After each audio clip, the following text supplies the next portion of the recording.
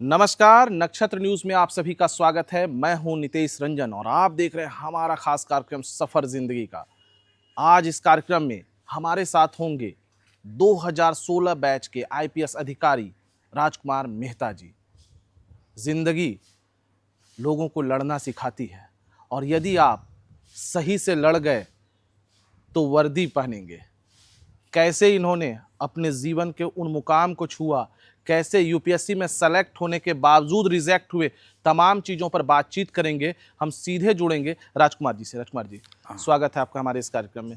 बहुत बहुत धन्यवाद। राजकुमार जी, सबसे पहले तो हम ये जानना चाहेंगे कि पारिवारिक पृष्ठभूमि क्या रही आपकी? मैं कहूँ तो मैं एक ग्रामीण परिवेश से आया हुआ एक लड़का हूँ और मेरा हज़ारीबाग में पद्मा नाम का एक गांव है जहाँ पे राजा महाराजाओं का किला है। उस गांव से मैं निकला हूँ। पृष्ठभूमि कहें तो हमारे घर में बहुत ज़्यादा एजुकेशन का कोई पृष्ठभूमि नहीं रहा है। फादर हमारे सीसीएल में एक कर्मी रहे हैं, क्लर्क के रूप में काम किए हैं, और माता जी जो हैं वो अशिक्षित हैं और ख़ास करके खेती बाड़ी ही हमारे परिवार का जो है मुख्य स्रोत रहा है। आपने पढ़ाई किस स्कूल से की?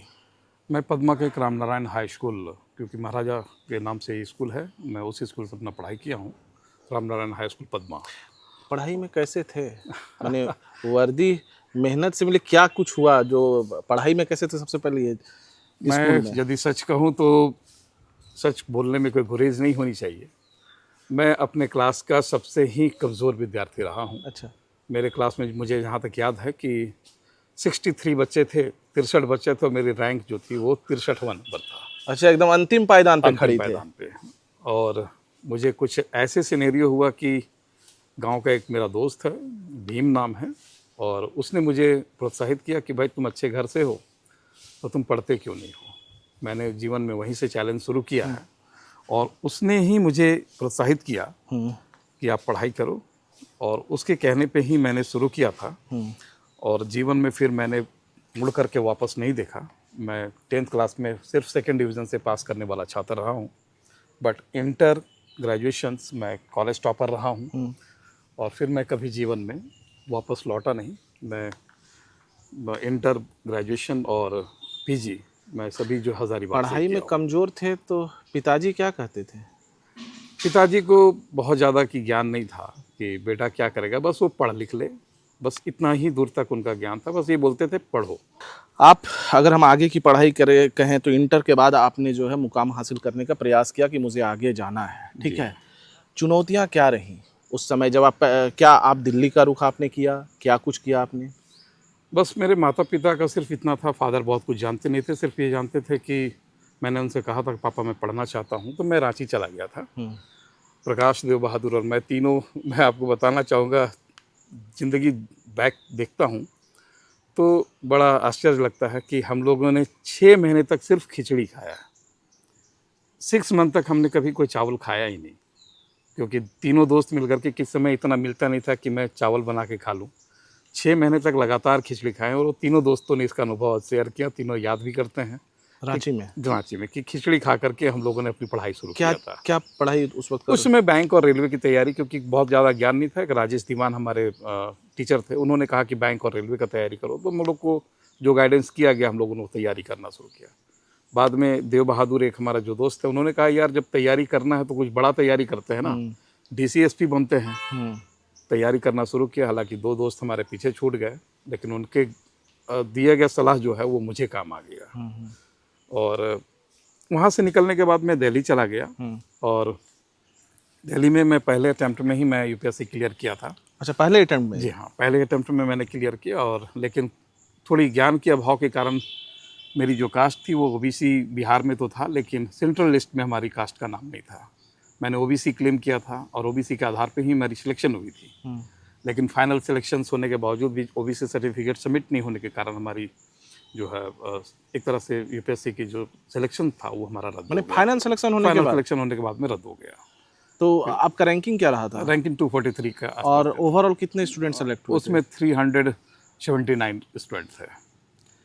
तो जिसकी वजह से, क्योंकि उसमें बहुत कम सीट निकला करता था यूपीएससी में, दौरान वो क्या है। लगा आपको? आपने रिजल्ट देख लिया कि मैं सेलेक्ट हो गया, 15 दिन में लगा कि मैं रिजेक्ट हो गया, वो भी यूपीएससी के एग्जाम्स को, तो क्या गुजरा उस वक्त? नहीं गुजरा तो देखिए, उस समय मुझे लगा चलो कोई बात नहीं, पहला अटेम्प्ट है, अगले अटेम्प्ट में फिर कर लेंगे। बट उसके बाद फिर सेकेंड अटेम्प्ट दिया, थर्ड अटेम्प्ट दिया, मेंस मैंने क्वालिफाई किया, बट फाइनल सिलेक्शन हमारा फिर नहीं हो पाया, मेरे चारों अटेम्प्ट चले गए।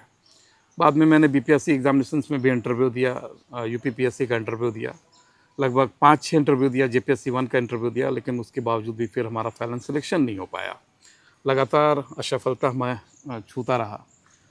कहते हैं कि टूटती हुई लहरों पर किश्तियाँ अक्सर किनारे पे टूटती हैं। ज़िंदगी में अगर मंजिल ना मिले तो क्या ज़िंदगी रुक जाती है। तो इसी को मैं मान करके चलता था कि कभी देखेंगे कि कोई ना कोई जॉब तो मिल ही जाएगा। मैं यह बताना भी चाहूँगा कि जीवन के थपेड़ों ने मुझे यूपीएससी से 4th ग्रेड की नौकरी तक भरने के लिए मजबूर किया। अच्छा। फाइनल सिलेक्शन भी 4th ग्रेड में हुआ, बिलासपुर साउथ ईस्ट रेलवे में। किस्मत इसको कहते हैं, धोखा देना, कि मेरी फाइनल नौकरी होने के बाद में मेरी ज्वाइनिंग लेटर 1 महीने के बाद आती है और वो भी नौकरी चली जाती है, क्योंकि 1 महीने के बाद आपको वो ज्वाइनिंग लेटर आता है और तब तक कहा गया कि 1 महीने के अंदर आप ज्वाइन करें, अन्यथा आपकी सिलेक्शन जो है रद्द हो जाएगी। मैंने 4th ग्रेड का 4th ग्रेड की नौकरी भी हमारी चली गई।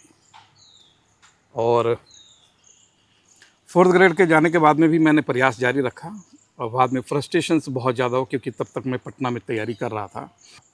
छोटा भाई हमेशा पैसा पहुंचाने के लिए जाते थे। पिता का मैं याद करना चाहूँगा, पिता नहीं रहे लेकिन उनका प्यार हमेशा रहा। उन्होंने अपने तनख्वाह का 50% हमें दे देते थे। वो 3,000 का तनख्वाह था, 1,500 रुपये मुझे देते थे। फिर उनके द्वारा 4-5 साल तक तैयारी करवाया गया, बट उनका भी हाथ बंद में, क्योंकि परिवार भी चलाना था। फ्रस्ट्रेशन का ये दौर देखे कि फिर मैंने अपना घर छोड़ दिया, और क्योंकि मेरी धर्मपत्नी जो है वो पटना के रहने वाली हैं और उनके साथ हमारी शादी होने के बाद में घर कब आपने छोड़ा? लगभग 2002 के आसपास मैंने घर छोड़ दिया। घर छोड़ने का कारण क्या रहा? फ्रस्ट्रेशन, क्योंकि अब फादर मदर को मैं क्या दिखाऊंगा, समाज को क्या दिखाऊंगा, मुझे पढ़ने के लिए भेजा गया था। इन फ्रस्ट्रेशनों में हम लोगों मैंने घर छोड़ दिया। लगभग 6 साल तक अपने परिवारों से अलग रहा। और तो कैसे रहे? क्या कुछ किया आपने आखिर? फ्रस्ट्रेशन में हम अपना डिसीजन लिए कि अब मुझसे नौकरी नहीं होगी। ठीक है। और मैं वहाँ पटना को छोड़ा और मैं झारखंड के गुमला में शीशई में जा कर के मैं रहने लगा। एक दोस्त के सहयोग से मैं उसके यहाँ गया था, बट स्थिति काफ़ी विकट था, खाने के लाले थे। ये मैं कहूँ कि मेरे पास में कुछ भी नहीं था। एक मिट्टी के मकान में जाकर रहना शुरू किया और वहाँ पे तो सिर्फ खाने के उस दौरान क्या शादी हो गई थी? हाँ, शादी हो गई थी और वाइफ हमारे साथ थी। एक तो शादी भी कर ली है, ऊपर से खाने के लिए कुछ नहीं हो, तो ये विकट परिस्थितियाँ हमारे साथ रही हैं। कि जब मैं घर से पटना छोड़ के निकला था तो मेरे गार्जियन को ये जानकारी नहीं थी कि वो कहाँ है। अगले 6 साल तक वो मुझे ढूंढते रहे। मैं जंगल में, एक तरह से कहें कि अपने आदिवासी बेल्ट में मैं जाके अपना जीवन शुरू किया। नाम चेंज कर दिया। वहाँ जा कर के जीवन को जीने के लिए कई तरह के मशक्क़त किए, लेकिन कुछ था नहीं। चावल और नमक खा करके जीवन शुरू किया। चावल और नमक? बट इतना ज़रूर है कि वो चावल नमक ही मुझे आज यहाँ तक पहुँचाया है। कितने दिन चावल नमक खाना पड़ा? एडजस्ट कहें तो 25 दिन तक तो सिर्फ नमक और चावल खाए। आप और आपकी पत्नी दोनों? दोनों। तो आप जब कुछ कर नहीं रहे थे तो शादी जैसा काम क्यों कर लिया? फ्रस्ट्रेशन में, क्योंकि पत्नी का एक सहयोग था कि जब सर्विसेज नहीं हो रहे थे, उस समय मैं बीमार वगैरह काफ़ी पड़ गया था। उन्होंने काफ़ी सहयोग किया था।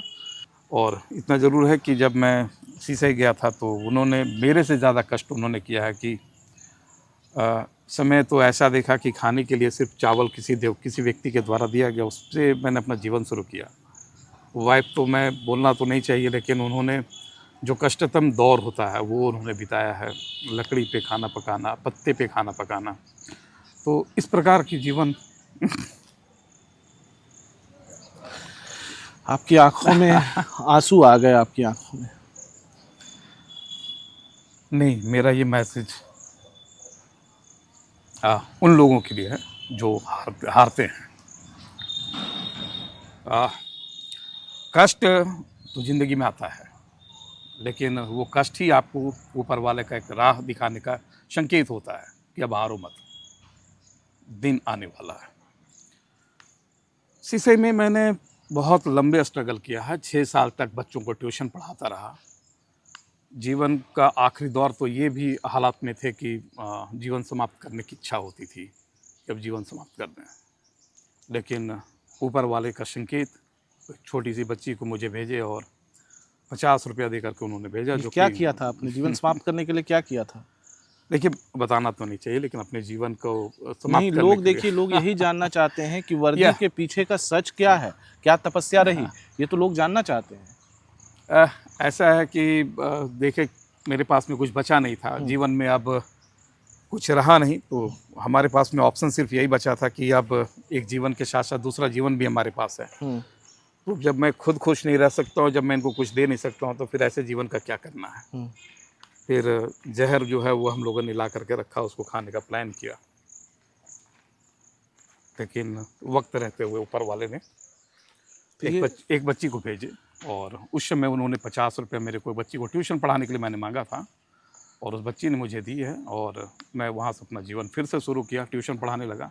पत्नी को ये पता था कि आप जहर खाने नहीं, वाले हैं? ये पत्नी को नहीं मालूम था। ये कौन सा प्रेम था कि उनको अकेले छोड़ के अपने नहीं, चल दिए? अकेले नहीं।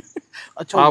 पाप कर्म ऐसा नहीं होना चाहिए। मैं ऐसा नहीं चाहता हूँ कि किसी व्यक्ति के द्वारा ऐसा हो, लेकिन मनोभाव की मैं बात कर रहा हूँ, ऐसा हुआ नहीं। नाम आपने क्यों बदला था सीसीआई में जाकर? खुद से डरना, और खुद से डर गया था। मुझे ऐसा लगा मैं जीवन में कुछ कर नहीं पाया, तो इस वजह से मैंने अपना नाम भी चेंज कर दिया था, और ताकि लोग क्या नाम रखा था उस वक्त?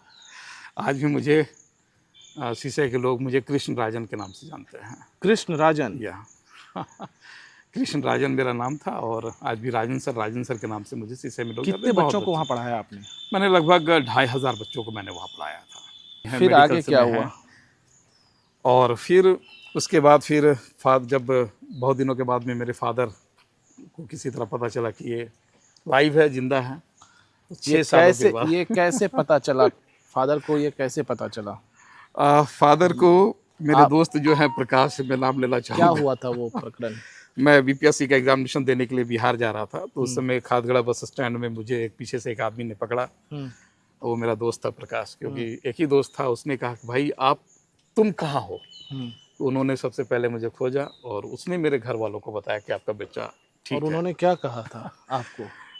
वो लाइन क्या थे? वो लाइन जानना चाहता। राजू तुम, ये वर्ड उसका था कि राजू तुम जिंदा हो। तो ये वर्डिंग कुछ इस प्रकार का, जहाँ तक मुझे याद है, इस तरह की वर्डिंग आए थे। मैं शौक रह गया था कि इसने मुझे कैसे पकड़ा, लेकिन बाद में फिर उसने मेरे घर वालों को भी खबर किया। उसका एक सहयोग रहा है कि उसके तो द्वारा राजू तुम जिंदा हो, तो इसका अर्थ है कि क्या परिवार वालों ने भी समझ लिया था कि अब आप नहीं हैं? देखिए, परिवार तो खोज ही रहा था कि परिवार की है कहाँ, बहुत परेशान थे लोग। आगे फिर किस तरीके से आप बीपीएससी में? फिर किस्मत भी देखिए इसको कहते हैं कि मुझे इसी बीच में, जब मुझे दोस्त पकड़ा था, इसी बीच में मेरी एक नौकरी होती है, क्योंकि एक नौकरी मेरी जा चुकी थी 4th ग्रेड का, और बाद में मुझे एक कल्याण विभाग में शिक्षक की नौकरी लगी, क्योंकि मैं बीएड जो है वो केओ कॉलेज गुमला से किया था। और मुझे जब मेरी नौकरी लगी तो मेरे गांव, मेरे प्रखंड में लगा, मेरा ब्लॉक में, बरही ब्लॉक में लगा, और तब लोगों को जानकारी हुई है कि ये टीचर बन गया है। तो मेरे फादर वगैरह मुझसे कंसल्ट किए हैं, और मैं वापस अपने घर पे लौटा। फादर का बहुत ये रहा कि चलो बेटा कोई बात नहीं, नौकरी डीसीएसपी नहीं बन पाया, कोई बात नहीं, टीचर बन गया, अच्छा है, अब कोई जीवन में जीने का दिक्कत नहीं होगा। तो इस प्रकार हमारे फादर जो है, मैं अपने गांव आ गया, बट पापा ने कहा कि बेटा यदि डीसीएसपी बनता तो अच्छी बात होती। पापा का एक सहयोग जो है वो मुझे फिर से वापस लाया। मेरे पास उम्र बचा हुआ था, काफ़ी कम उम्र में मैंने सब कुछ किया है। तो फादर के द्वारा थोड़ा इनकी बातें सुनने के बाद में मैं फिर से जागा, और 3 महीना, क्योंकि 3rd जेपीएससी आने वाला था, मैं 3 महीना अपने परिवार को बाहर भेज दिया, और रांची में एक छोटा सा क्वार्टर लिया, और उस क्वार्टर में मैं 3 महीना बंद हो गया। और रिकॉल करने के बाद में मैंने जेपीएससी में 2nd टॉपर के रूप में, मुझे डीएसपी में मेरा चयन हुआ, क्योंकि पापा का इच्छा था कि बेटा कोई अधिकारी बने, तो मैंने फिर ये मुकाम हासिल किया है। आज एक लगता है कि चलो यार आईएएस नहीं बने, हिम्मत रखा, जहर नहीं खाया, तो कम से कम आज आईपीएस की वर्दी जो है, क्या फील करते हैं? देखिए, दो चीज़ तो ये है कि डेस्टिनी आपका सब कुछ तय करता है, बस आप कर्म अच्छा करिए। कर्म यदि आप अच्छा करते हैं तो फिर आप नहीं हारेंगे। मेरी जीवन यूँ सेफ है, यूपीएससी से शुरू किया था और जिस पद की लालसा थी वो पद पे मैं आज बैठा हूँ।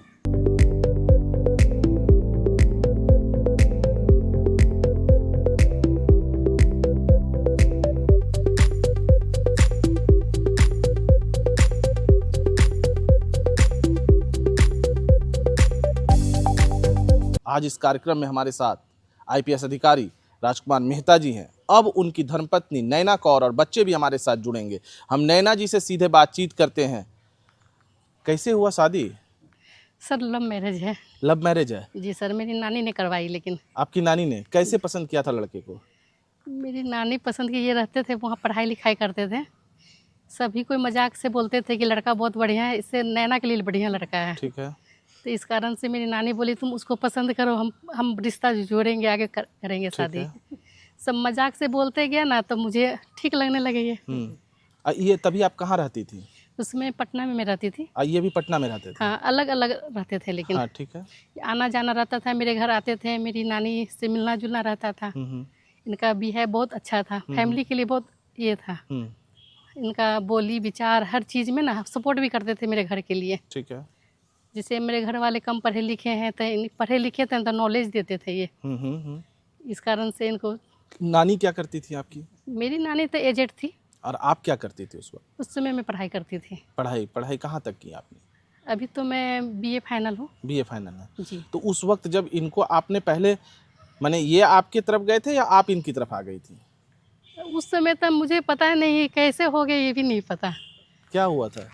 ऐसा कुछ नहीं है, इतना ज़रूर है कि ये सिंपल सी लड़की हैं और केयरिंग है, और केयरिंग होने की वजह से मुझे अच्छा लगा, तो हमारा आगे का रिश्ता आगे बढ़ा। तो पटना में पसंद कैसे हो गई अचानक? नहीं, पटना अचानक गए नहीं है, पढ़ने के लिए? मेरी तबीयत वगैरह भी ख़राब रहती थी, तो उस समय ये बहुत कोऑपरेट करती थी।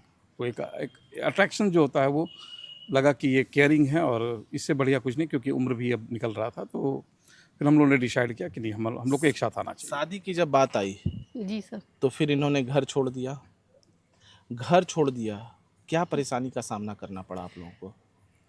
एकदम जो हुआ है वो बता दीजिए। इन्होंने बताया है, लेकिन आप भी बताइए क्या मेरी परेशानी? नानी शादी करवा दी, उसके बाद मैं सीसे चली गई थी। ठीक है। सीसे में बहुत मेहनत करना पड़ा है इनको, और हम दोनों को बहुत मेहनत करना पड़ा है। हमारे पास खाने के लिए पैसा नहीं था। पैसा नहीं था खाने के लिए। क्या बताएं सर। हाँ, ठीक है। क्या हुआ? यहाँ तक कि रोटी के लिए नहीं था, गैस सिलेंडर नहीं था, चावल नहीं था, कुछ नहीं था। फिर कैसे आपने संभाला? ये तो मरने के लिए दवा भी लेके आ गए थे।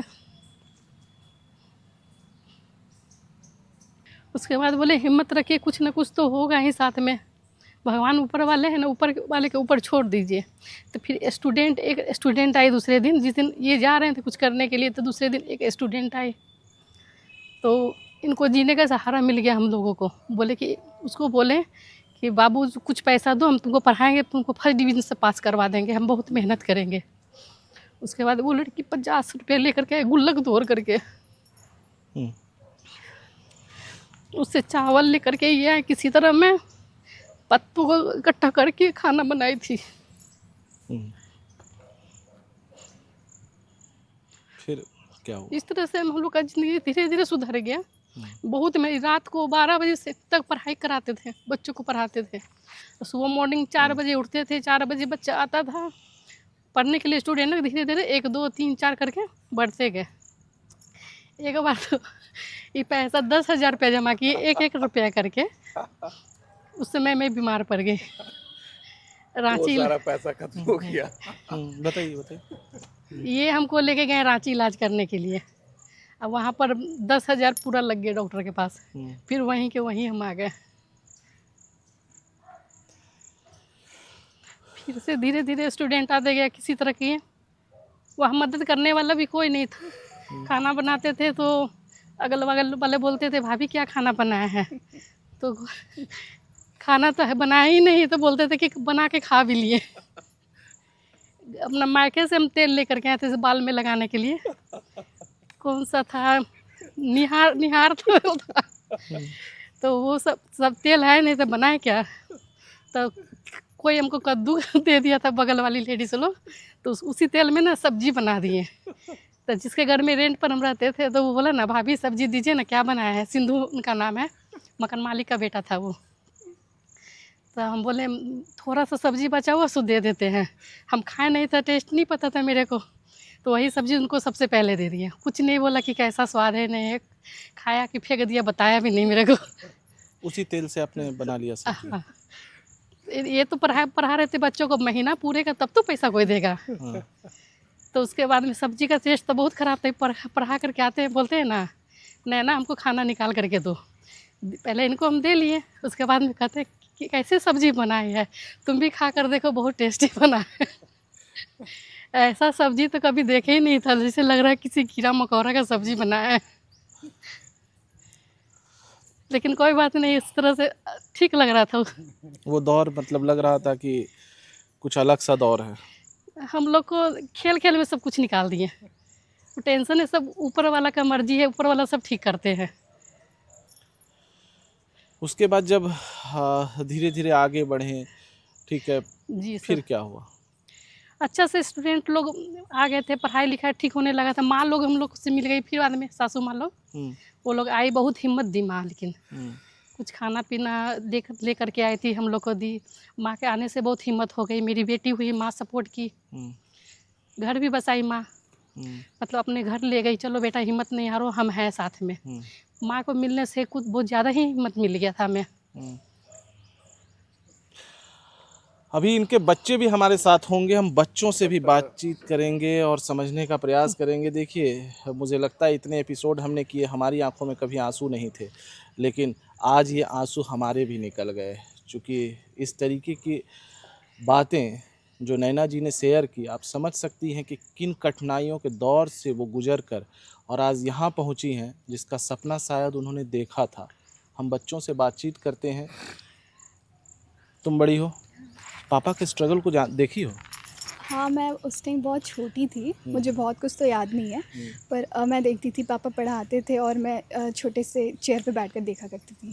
बहुत कुछ तो याद नहीं, बट मैं बहुत छोटी थी उस टाइम। अभी क्या करने का इच्छा है तुमको? तुम क्या करना चाहते वैसे तो मेरे बहुत सारे गोल्स हैं, मैं उसको भी बता नहीं सकती, लेकिन मैं अपने गोल्स की तरफ बढ़ रही हूँ धीरे धीरे।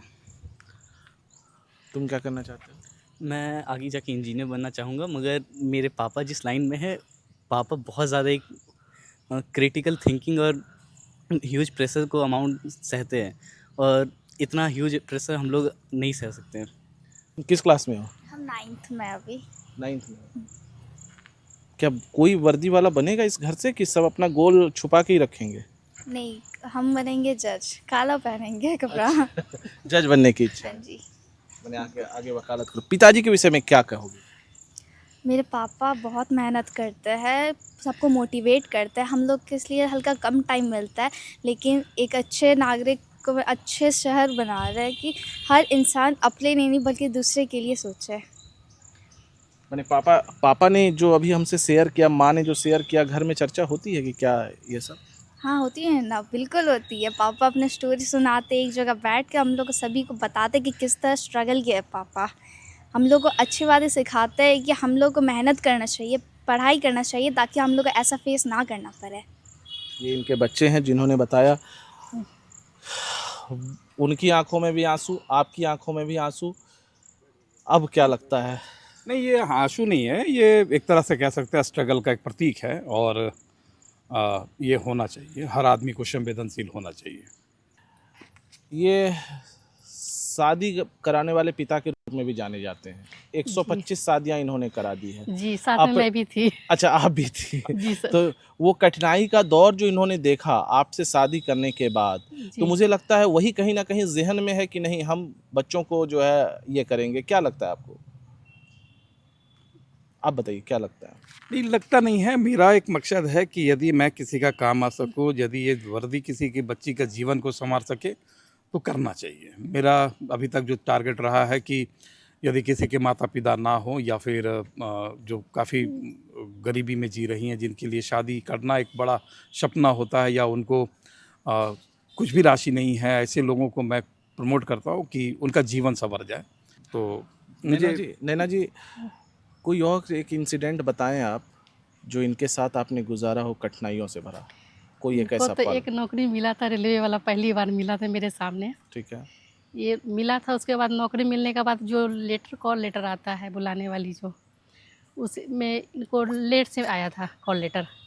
ये सोचे कि मेरी नौकरी चली गई है, तो जितने भी घर में सामान रखा हुआ था सारा को तोड़ फोड़ दिए, मेरा टीवी को भी उठा लिए, तो पटकने के लिए तो हम बचाए। भगवान की मूर्तियाँ थी, सब कुछ तोड़ दिए। हम बोले कि ऐसा है, वो कुछ भी नहीं है। जैसे कि अभी जो है इससे बड़ी नौकरी मिलने वाला है, इस कारण से आपको ये सब हुआ है, छूट गया है। लगता है इससे ज़्यादा बढ़िया नौकरी मिलेगा। उस नौकरी में क्या करते हैं आप? वो जो नौकरी आपका होता है? गिट्टी उठाते हैं। हाँ, एक गिट्टी मिनट, वो बताएंगे क्या करते हैं? उसमें जो रेलवे में जो गिट्टी होता है ना, उसको ये करते हैं, हाँ, तार हाँ, निकालते हैं हाँ। और उस गिट्टी उठाते हैं, उसको रेलवे लाइन पर बिछाया जाता है, उसमें ये काम करते हैं। बताइए। नहीं, वो ट्रैकमैन का काम है। इनका कहने का सेंस दूसरा है, बट ट्रैक की रखवाली करने का काम जो है वो ट्रैकमैन की नौकरी मिली थी बिलासपुर साउथ ईस्ट जो लेकिन रेलवे में। आपके लिए वो नौकरी भी इम्पोर्टेंट थी क्योंकि मुझे कुछ चाहिए था। मुझे कुछ चाहिए था क्योंकि अब जीवन में सर्वाइवल के लिए मेरे पास कुछ बचा नहीं था। तो लोग हार मान जाते हैं, हार मानकर आत्महत्या जैसे कदम उठा लेते हैं, वैसे लोगों को क्या मैसेज देंगे? नहीं, सीधा एक क्लियर मैसेज है कि ऊपर वाला आपसे एक परीक्षा ले रहा है। आप इसकी तैयारी एक परीक्षा के रूप में करिए। जीवन में बहुत सारे गलत कदम हो जाते हैं, लेकिन आप उस समय रुकिए, थोड़ा सोचिए कि जो आप करने जा रहे हैं शायद हो सकता है कि वो आपके लिए और आपके परिवार के लिए बहुत बड़ा दुखदाई होगा, जिसकी भरपाई नहीं की जा सकती है। और एक चीज़ याद रखिएगा कि जब आप आखिरी समय थकेंगे तो आप उम्मीद रखिए कि ऊपर वाला आपके लिए कोई बेहतर रास्ता चुन कर रखा है, आपको सेलेक्ट करके रखा है और आप उसमें ज़रूर सफल होइएगा।